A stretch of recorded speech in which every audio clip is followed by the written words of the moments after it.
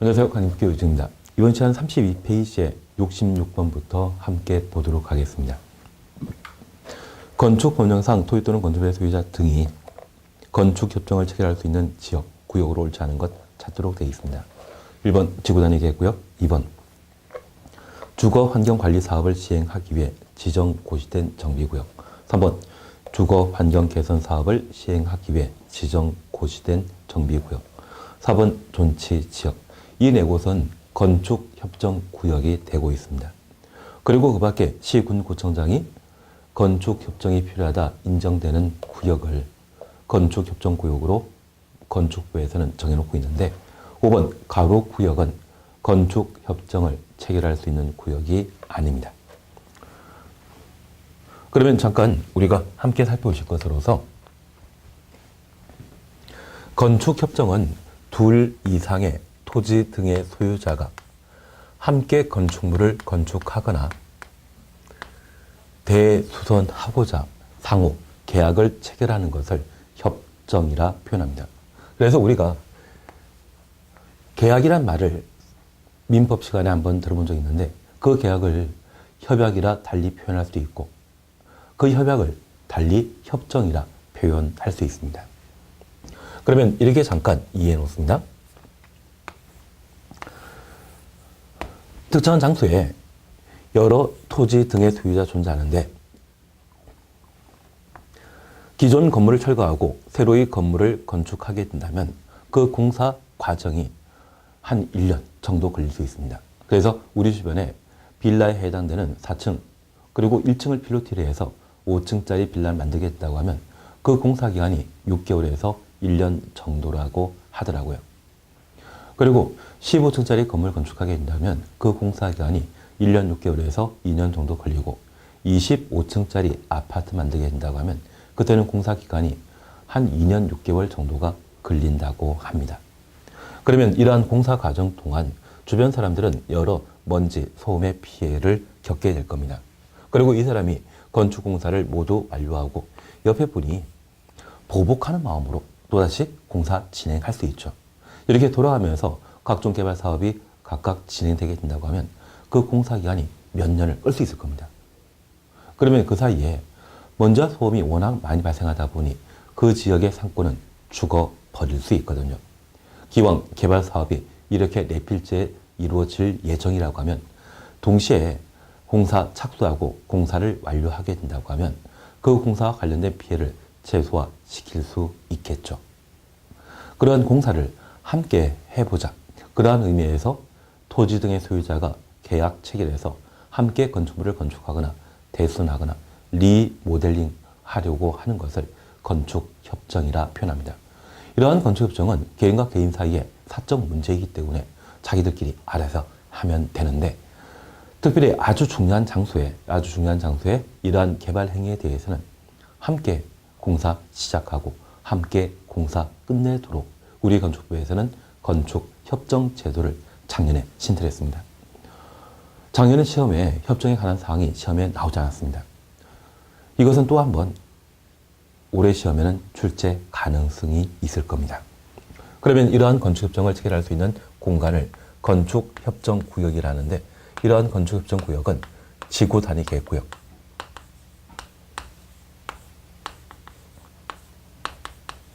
여기 지구단위 계획구역에 대해서는 우리가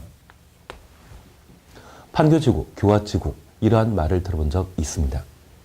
각종 개발 사업을 촉진하고 규제를 대폭 완화시켜주는 공간을 지구단위 계획구역이라 하는데 저 지구단위 계획구역을 판교지구, 교화지구 이렇게 표현하게 됩니다. 그리고 건축법과 직접 관계없는 사안이지만 도정법에 의한 주거환경개선사업, 여기 주거환경개선사업은 달동네 지역에 대한 각종 정비사업을 주거환경개선사업이라 하고 주택 재개발 사업 등이 필요한 공간이지만 추가 비용 부담이 부담스러워 재개발 사업이 무산되는 경우가 있습니다.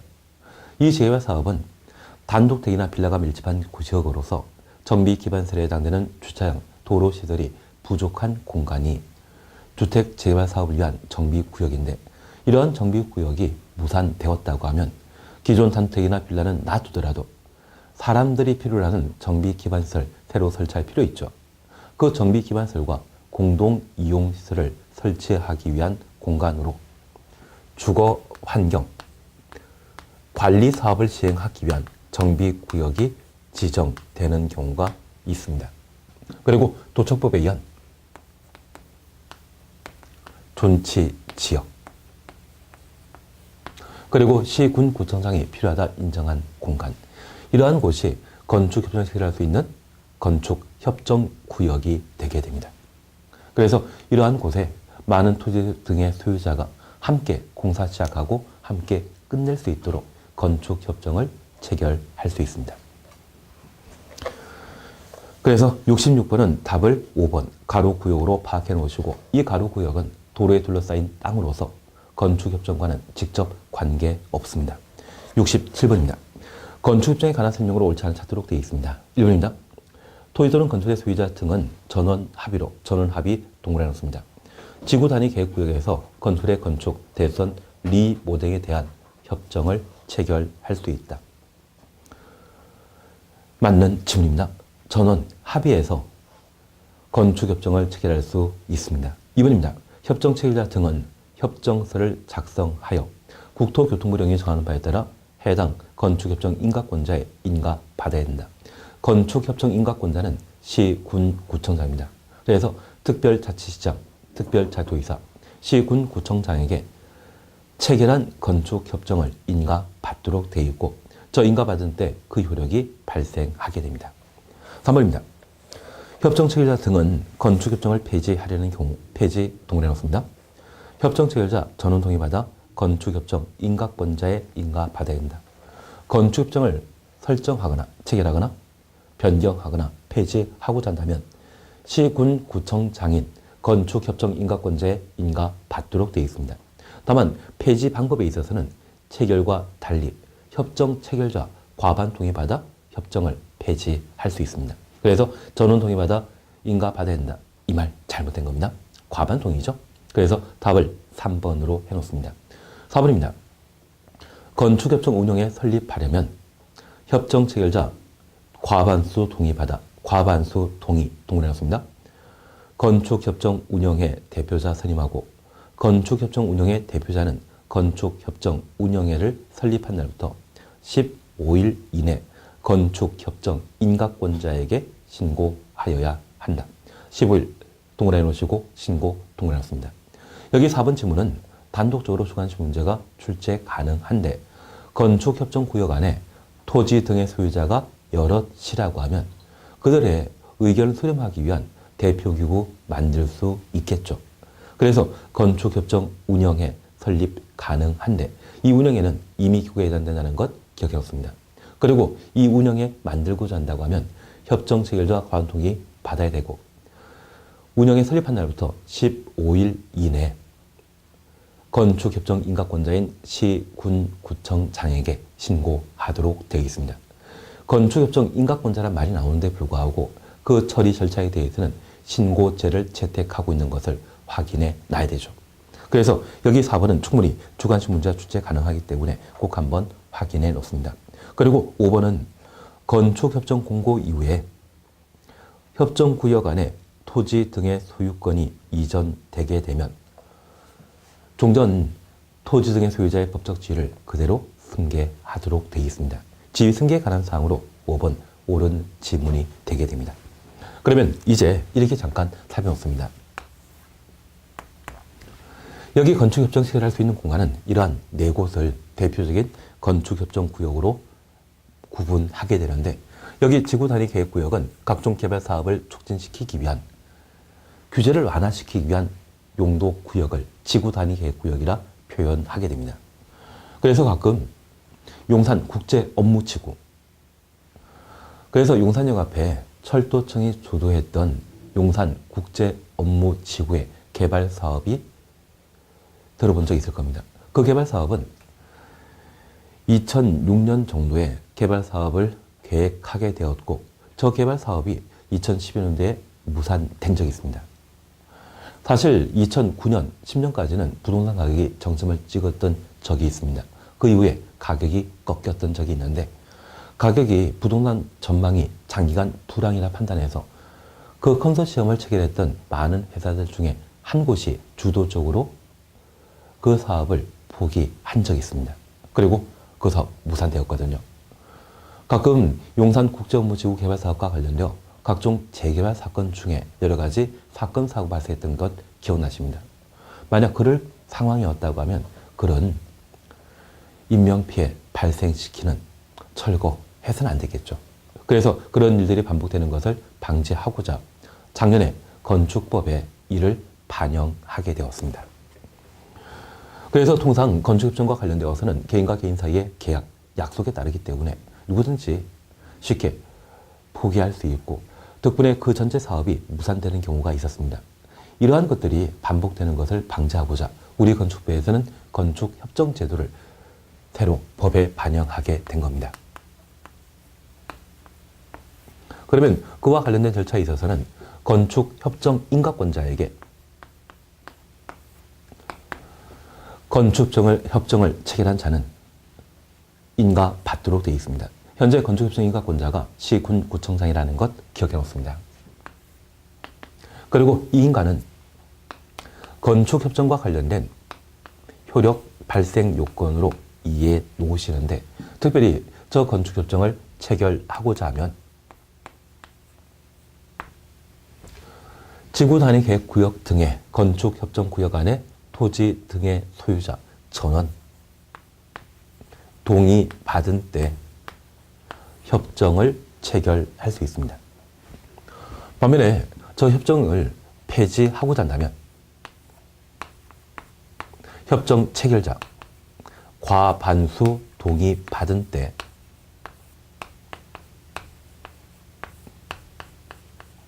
협정을 폐지할 수 있습니다. 그러면 용산국제업무지구와 관련된 각종 개발 사업을 생각하면서 만약 철도청이 개발 사업을 주도하고 그 개발 사업 비용 중에 60%를 부담하며 한 4개 회사에서 각각 10%를 부담하게 된다면 개발 비용 100% 부담한 것이죠. 만약 저 지구 단위 계획구역 안에 이렇게 총 5명의 토지 등의 소유자 존재하고 함께 건축물을 건축하거나 리모델링하거나 대수선하고자 한다면 저 5명 전원 동의받은 때 개발 사업 할 수 있다는 이야기입니다. 그리고 이미 체결된 건축협정을 폐지하고 폐지 인가받고자 한다고 하면 협정 체결자 중에 과반 동의 받도록 되어 있습니다. 그러면 각종 개발 사업과 관련되어서는 지분 비율이 서로 차이 날 수 있는데 지분이 과반 이상이라고 해서 저 사람이 단독으로 체결한 건축협정을 폐지하지 못한다는 이야기입니다. 총 5명 중에 과반이라고 하면 3명 이상의 동의 받아야 되죠.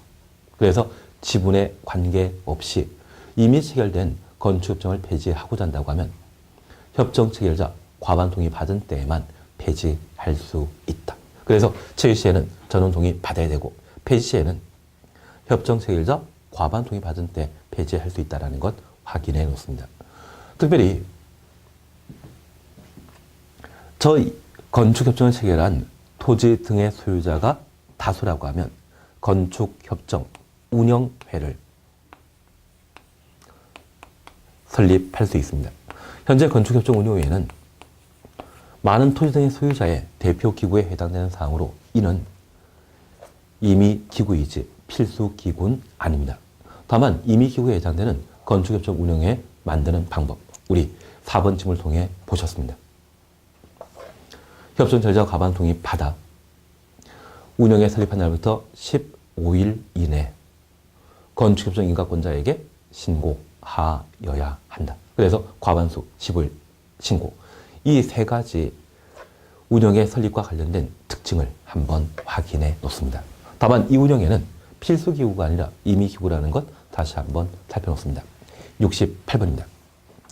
건축법령상 건축협정 인가받은 협정구역에서 개별 건축사자 적용하지 않고 건축협정구역의 전부 또는 일부를 대상으로 통합 적용할 수 있다. 다음 중 통합 적용할 수 있는 규정에 해당되지 않는 것 찾도록 되어 있습니다. 1. 대지의 조격 2. 건축선 지정 2번 정답입니다. 3번 대지와 도로 사이의 관계 4번 지하층의 설치 5번 부설 주차장의 설치. 우리 해설과 관련되어 박스에는 1번부터 5번까지 건축법령상의 각종 규제에 관한 사안들을 통합 적용할 수 있다라고 정해놓고 있습니다. 그래서 통합 적용 가능한 법령이 무엇인지, 건축법령의 그 많은 사안들 중에 무엇을 통합 적용할 수 있는지, 이것 일일이 외우라고 하면 외우기 힘들죠. 그래도 해놓으셔야 됩니다. 그러면 잠깐 우리가 하나 살펴볼 게 있습니다. 이렇게 건축협정을 체결하게 되면 그 건축협정과 관련된 효과, 특징에 관한 사안들을 함께 살펴봅니다. 여기 건축협정은 특정한 대지 소유자가 돌아가면서 건축물을 건축하거나 대손하게 된다고 하면 그 공사기간이 장기화되어 여러 가지 피해가 발생할 수 있습니다. 그래서 이 건축협정을 체결했던 주된 목적은 함께 공사하자.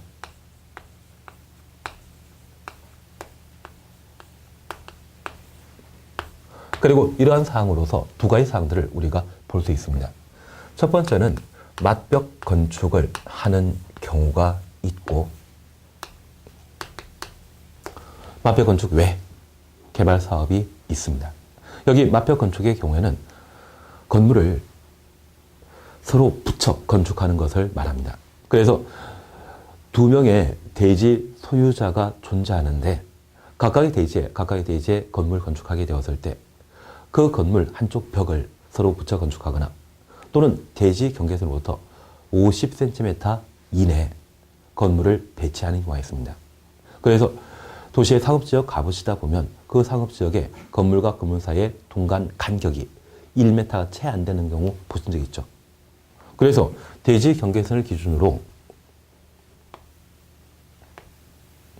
각각의 대지에 건물을 건축하면서 그 건물을 서로 붙여 건축하거나 또는 동과 동 사이의 간격, 대지 경계선으로부터 각각 50cm 이내에 배치하게 된다고 하면 건물과 건물 사이의 간격은 1m 채 안 될 겁니다.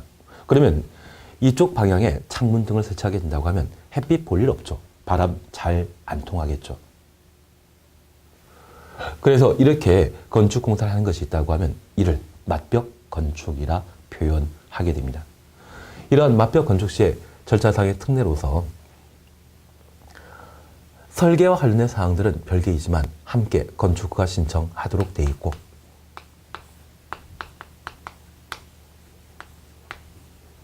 공사를 진행하도록 되어 있습니다. 그리고 맞벽 건축 외 건축물의 경우에는 함께 공사 시작하자, 그리고 함께 공사 끝내자. 건축허가 등에 대해서는 개별 건축물에 적용하도록 되어 있지만 착공신고와 사용 승인 등에 관한 절차를 함께 통합 적용하는 경우가 있습니다. 그러면 저 착공신고부터 사용 승인까지 발생할 수 있는 문제에 설계 도면대로 과연 공사가 이루어지는지 확인코자 감리자를 지정하는 경우가 있습니다.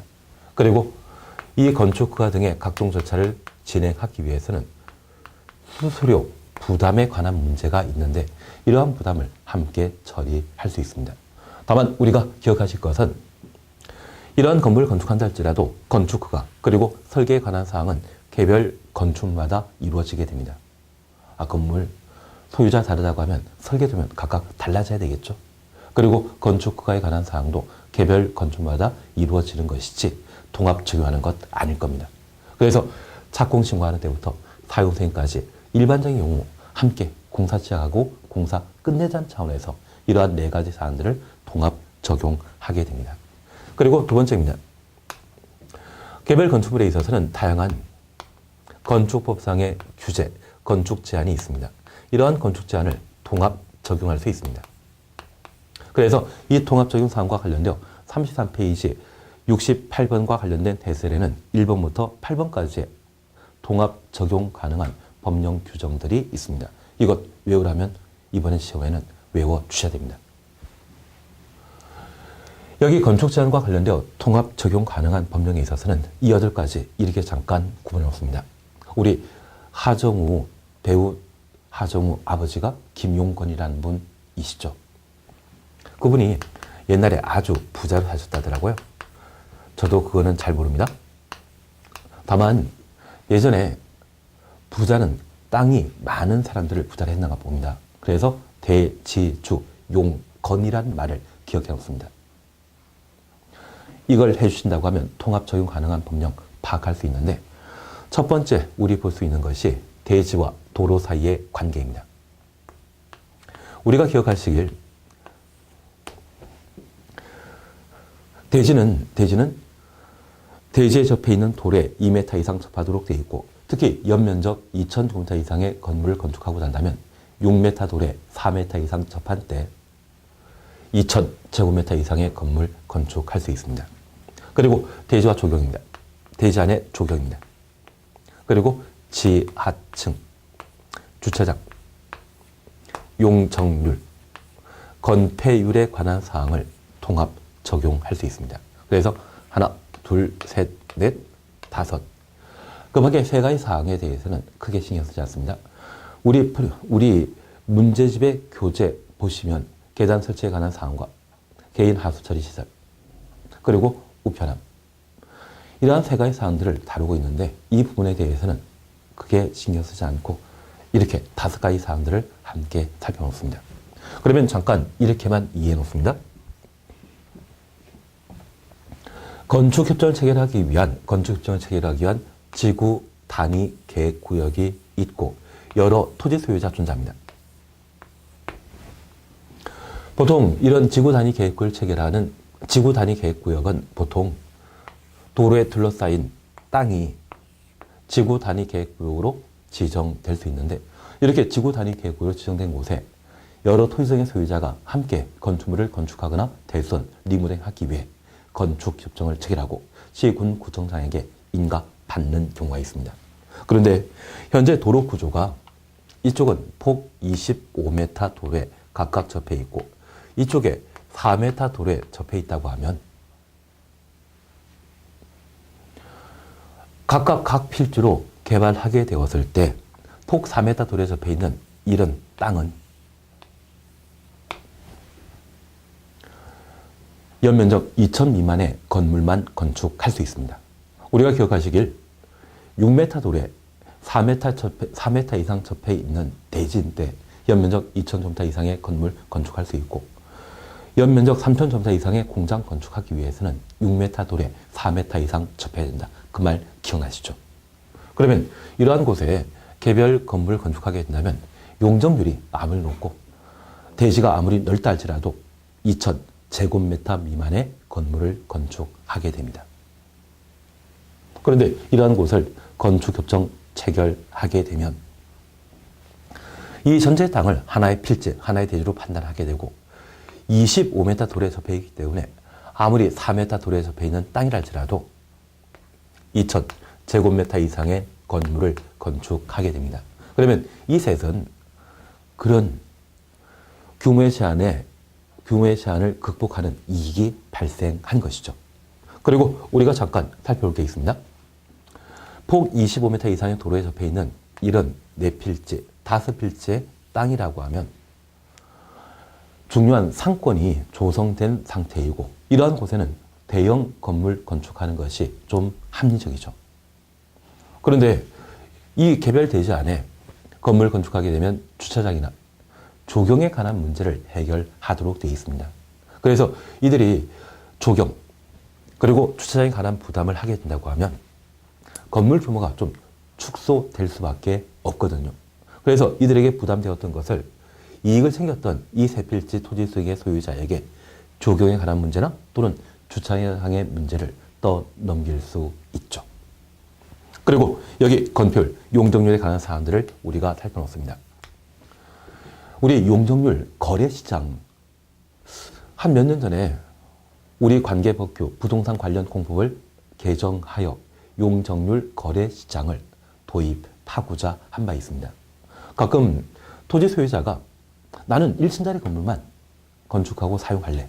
그렇게 판단해서 용적률이 아무리 높은데 불구하고 아니 주변 건물들은 다 10층, 15층짜리인데 불구하고 1층, 2층짜리 건물만 지어 살고 있는 분들 보신 적 있죠? 그러면 그 사람 입장에서는 해당 지역에 적용되는 용적률이 만약 200%인데 저 200% 중에 100%만 또는 50%만 사용해서 건물 건축하는 경우가 있습니다. 그러면 그 남아있는 용적률을 다른 토지 소유자에게 팔아 넘기는 것을 용적률 거래라 표현하는데, 이걸 국토교통부에서 채택하고자 하다가 이게 여러 가지 문제점이 있다고 해서 도입이 아직 이루어지지 않았습니다. 그러면 이 여러 필지 토지 수용의 소유자 중에 용적률이 200%인데 50%만 또는 100%의 용적률만 사용하고자 하는 분들이 있을 겁니다.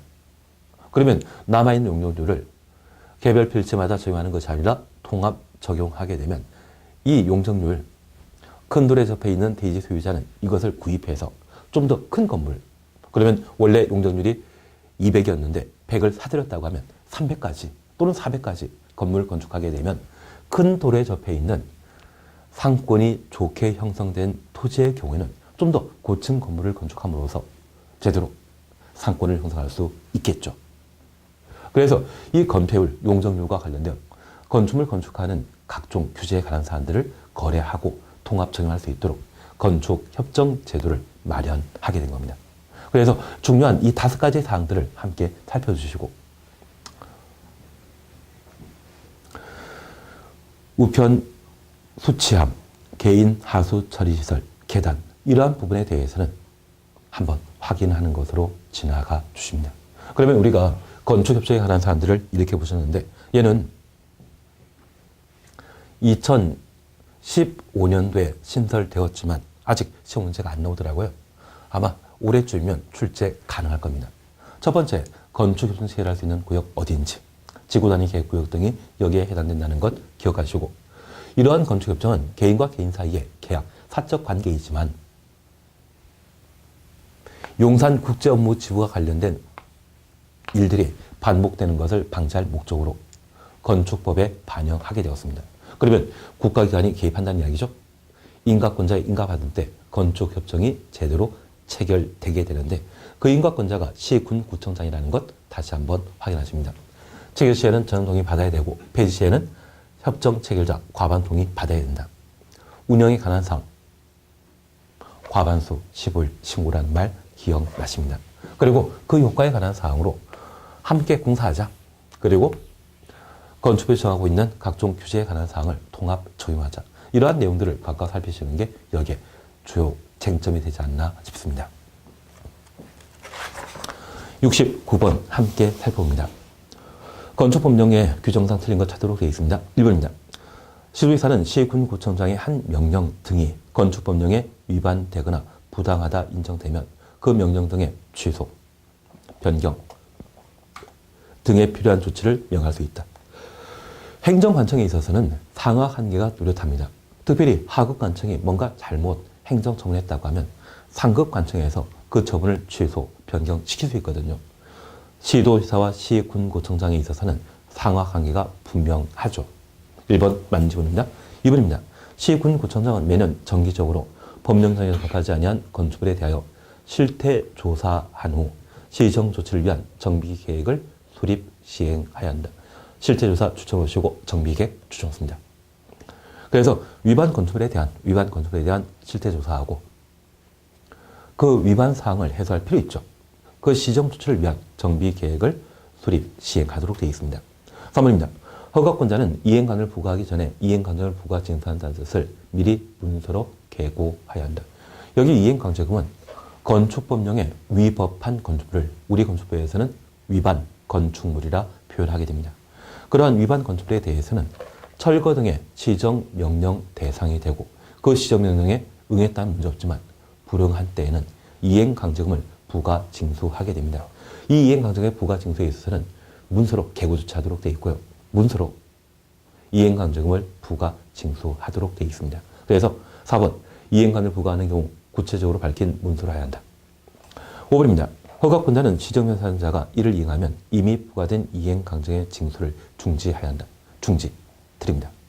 징수하여야 한다 라고 해줘야 됩니다. 그러면 잠깐 구분해 줄 것이 있습니다. 우리 건축법에서는 다양한 건축물 건축과 관련된 규제에 관한 사안들을 마련하게 됩니다. 이러한 건축 제한 규정을 건축주와 건물 소유자가 준수해야 되는데, 이를 위반하게 되면 철거 등의 시정명령을 내리게 되고 그 시정명령에 불응한 경우에는 이행강제금을 부과 징수하게 됩니다. 그러면 이러한 건축제한 규정은 도로에 관한 규제, 가장 대표적인 것이 대지와 도로 사이의 관계, 건축선 두 가지입니다. 그리고 이 도로에 접한 땅이 바로 대지이죠.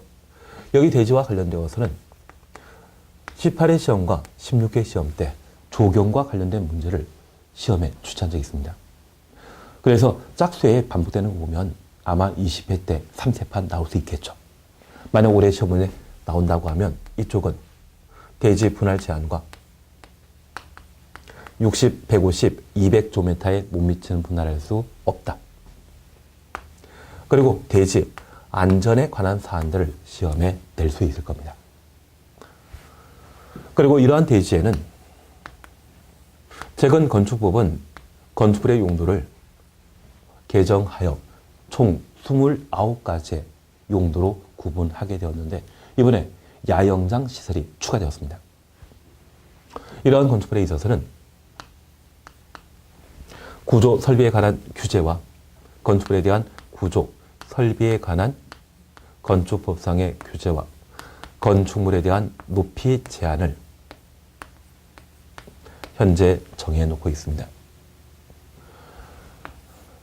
그리고 이 건축물과 관련되어 특별한 요건을 갖추게 된다고 하면 건축 제한 규정을 대폭 완화시켜주는데 공개 공지에 관한 사항, 특별건축구역, 특별가로구역, 그리고 건축협정, 구조 설비와 관련되어서는 진행 건축물, 이러한 사안들을 각각 규제 완화에 관한 사안으로 마련하게 됩니다.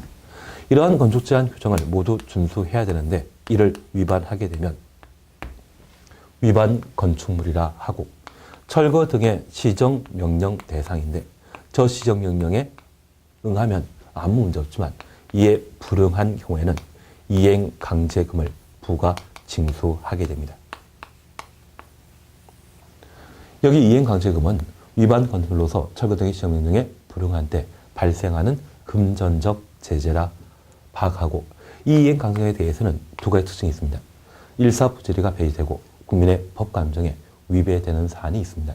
한번 처벌한 사건에 대해서는 두 번 처벌하는 것 아니죠. 그런데 이 이행강제금은 1년에 2회 이내 반복하여 이행강제금을 부과 징수할 수 있고 그래서 위법한 요소가 해소될 때까지, 시정될 때까지 계속 이행강제금 부과할 수 있다는 이야기입니다. 그리고 연면적 85제곱미터 이하의 주거용 건축물, 세대별 면적이 85제곱미터 이하의 공동택에 있어서는 최대 5번에 걸친 이행강제금을 부과 징수하게 됩니다. 그리고 이 이행강제금에 있어서는 일반 국민의 법감정에 위배된 사안이 있는데 사실 우리 주변의 범죄자가 자신의 범죄 행위에 대해 자수를 하게 되면 그 형벌을 감면하거나 감경시켜줄 수 있습니다. 그런데 이 이행강제금은 애초에 시정령이 불응하여 이행강제금이 부과 징수되었다고 하면 아직 위법 요소가 남아있기 때문에 2차 시정명령을 하게 됩니다. 그 2차 시정명령에 논래 위법한 건물을 건축했던 건축주 소유자가 그 위법사항을 자진하여 철거하게 되면 위법사항이 해소되었기 때문에 새로운 이행강제 부과는 없지만 이미 부과된 이행강제금에 대해서는 더 이상 봐주지 않습니다. 그 부분에 대해서는 징수하도록 되어 있거든요. 그래서 이미 부과된 이행강제금에 대해서는 파주는 것이 아니라 뭐한다? 징수하여야 한다. 만약 이미 부과된 이행강제금을 처리할 수 있다. 감면할 수 있다. 이런 이야기 나오면 그 자체가 모두 틀린 것으로 기억해 놓습니다. 이미 부과된 이행강제금은 징수하여야 한다. 그래서 65번의 답을 5번에 놓습니다. 70번입니다. 위반 건물에 관한 조치 등과 이행강제금 등에 관한 설명으로 옳지 않은 것 찾도록 되어 있습니다. 1번. 허가권자는 건축물 등이 건축법령의 명령, 처분에 위반되면 건축허가를 취소하거나 해당 건축물 건축주에게 공사 중지 명할 수 있다. 위반 건축물에 대해서는 건축허가, 사용승인 취소할 수 있고 공사 중지 명령과 철거 등의 시정 명령할 수 있습니다. 1번 맞습니다. 2번입니다. 허가권자는 시정명령 받은 자가 이를 이행하지 않으면 시정명령 일될 때까지 1년에 6회 이내 범위에서 반복하여 이행 강제금을 부과 징수할 수 있다.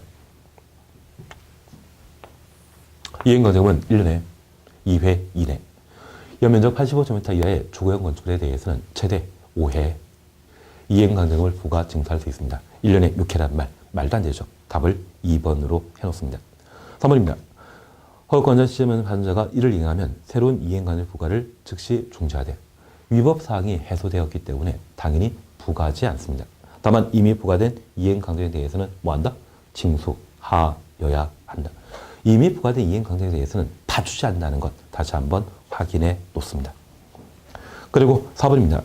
국토교통부 장관은 시도지사 시군구청장의 명령이 건축법령에 위반하면 그 명령 등을 취소할 수 있다.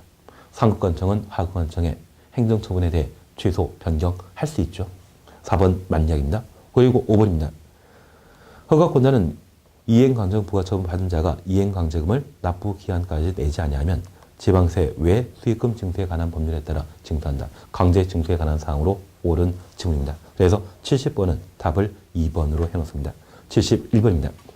시군구청장의 기존 건축에 대한 안전점검, 시정명령에 관한 설명으로 옳지 않은 것 찾도록 되어 있습니다. 1번입니다. 사용명령 등의 시정명령에 따른 보상금에 대해 협의가 성립되지 않은 경우 그 보상금을 공탁할 수 없다.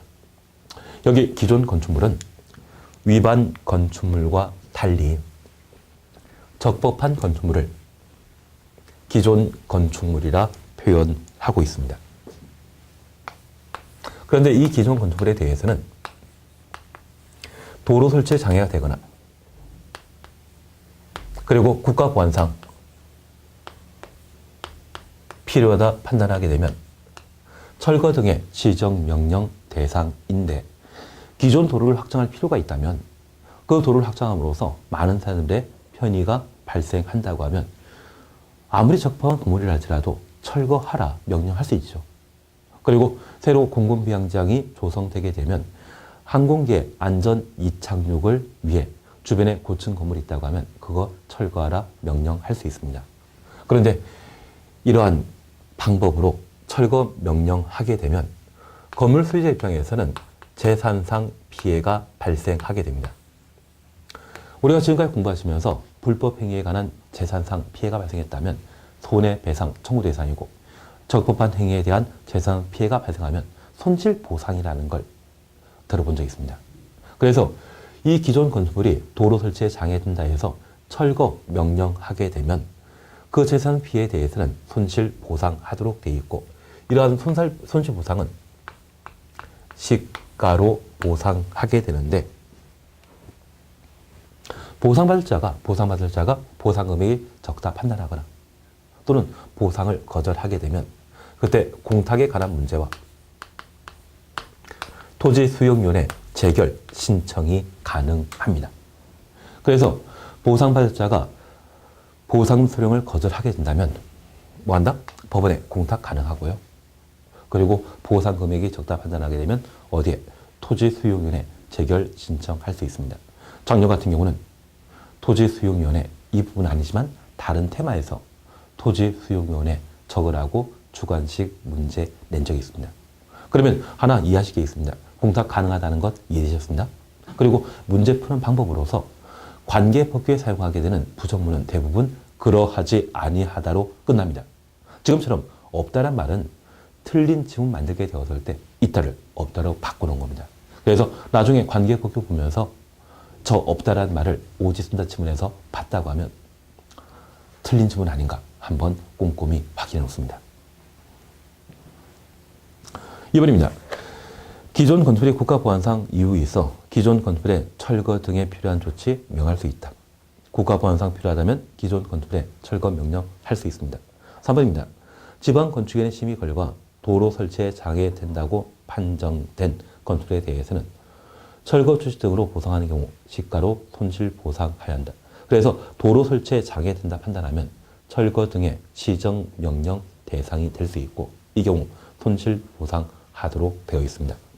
4번 건축사 협회 등으로 하여금 구조 안전 여부를 조사하게 하고 시군구청장에게 보고하여야 한다. 그냥 한번 봐놓습니다. 그리고 5번입니다. 미관지구 동그라미, 경관지구 동그라미 주십시오. 도시미관이나 주거 환경상 현저히 장애된다 인정하면 건축위원회 의견대로 개축, 수선하게 할 수 있다. 개축, 수선 각각 동그라미 넣습니다. 여기 미관지구나 경관지구의 경우는 아름다움을 기준으로 판단하게 되는데 사람이 아름답게 만든 곳이 있으면 미관지구이고요. 자연의 힘에 의해 아름답게 조성된 곳이 있다면 그때는 경관지구라 표현합니다. 그곳의 건축물이 보기가 흉하다고 하면 그것 개축하라, 수선하라 명령할 수 있는데 이 경우 철거 명령 못합니다. 철거 명령이라는 것은 건축물의 구조 안전성 등으로 다른 사람에게 피해 끼칠 상황이라고 하면 철거하라 명령할 수 있는데 이것은 안전상의 문제보다는 보기 좋은지 여부에 관한 문제입니다. 그래서 미관지구, 경관지구 간의 건축물에 대해서는 철거 명령할 수 없고 개축, 수선에 관한 명령만 할 수 있습니다. 그래서 5번 지문은 좀 까다롭게 시험에 나올 수 있는 지문이기 때문에 눈여겨 한번 확인해 놓습니다. 이번 시간 여기까지 우리가 함께 하시고 다음 시간에 다시 뵙도록 하겠습니다. 수고하셨습니다.